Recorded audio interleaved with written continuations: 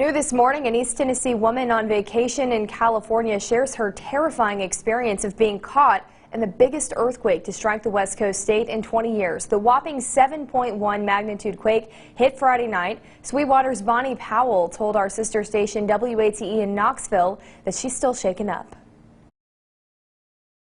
A picture of Bonnie Powell and her granddaughter Addie taken after all the chaos. Two big earthquakes striking as the Sweetwater pair vacations in Laguna Beach. You could feel the whole building, the whole house shaking. Videos of the tremors' impacts were caught on camera. For Bonnie, seeing those images on her TV screen is still frightening.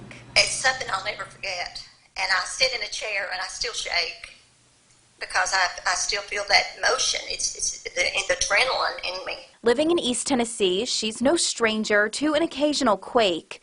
But these two were unlike any she'd ever felt before. I mean, I've been through small ones there, and in Sweetwater, I could feel it. But nothing like this. It was very traumatic feeling, and there was no way to prepare for it because you didn't know when it was going to happen. It happened so fast. Scared, frantic, emotional. Those were the thoughts running through her mind Friday night. She's still shaken up, but thankful everybody is okay. I thought about you all in Tennessee, wishing that I was back there with you. And now Bonnie's hoping to make it back home next week before any other potential earthquakes roll through.